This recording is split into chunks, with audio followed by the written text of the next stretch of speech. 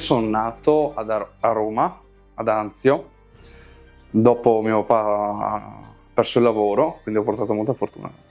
Appena sono nato, ho perso il lavoro, siamo venuti qua su in Veneto a 2 anni, avevo circa, e siamo partiti da Fara di Soligo subito. Che bambino o ragazzo eri? Ero molto vivace, ero abbastanza vivace, più passava il tempo e avevo abbastanza, come dire, molto rabbioso. Dopo nel tempo, pian piano, mi sono calmato, sono diventato molto più...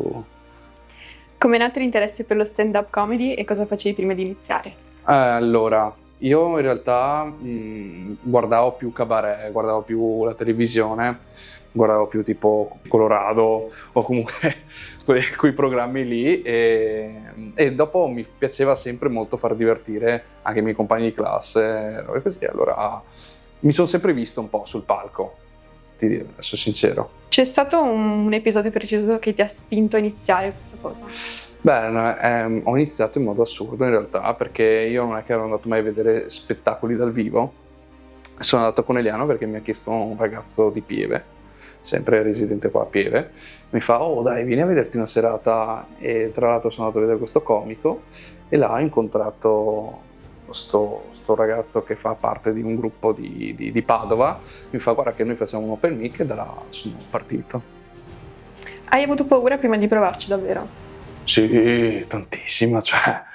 E la cosa principale che ti ricordi?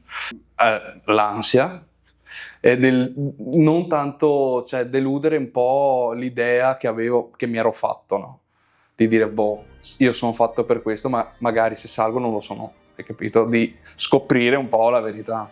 Mi ricordo che arrivo in questo locale di Conegliano, mi trovo gli altri comedians della serata e loro erano molto più tranquilli di me. Io avevo tutta l'ansia di rileggere le cose e avevo tanta paura anche perché avevo tutti i miei amici, no?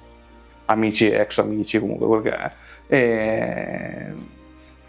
E avevo la paura che tipo loro mi vedessero in un altro modo, cioè su un palco con un microfono e appunto ho paura di deludere la mia idea principale che avevo di fare questo tipo di carriera.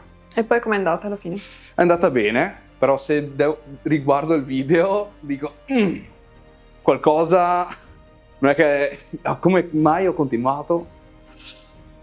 E qual è stata la reazione del pubblico? Si stavano divertendo perché comunque era una esibizione un po' che parlavo di un argomento che adesso era il fatto che spesso mi confondevano. Cioè che in Italia non c'è effettivamente una distinzione delle minoranze, no? Quando ti prendono in giro ti dicono, cioè sei nero, tra virgolette, ti dicono, cioè prendono un po' tutti, no? Io parlavo un po' di quello, era un misto ansia, un misto qua, mangiarmi le parole, allora... E in questo percorso, nel lungo andare, insomma, hai avuto difficoltà?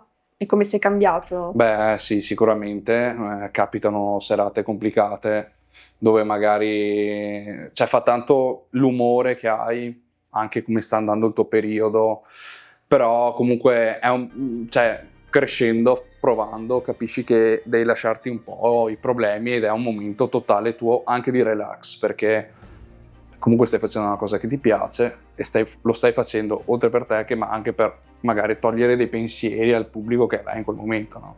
Che magari facendosi una risata, diciamo, si dimentica un po' dei suoi propri problemi.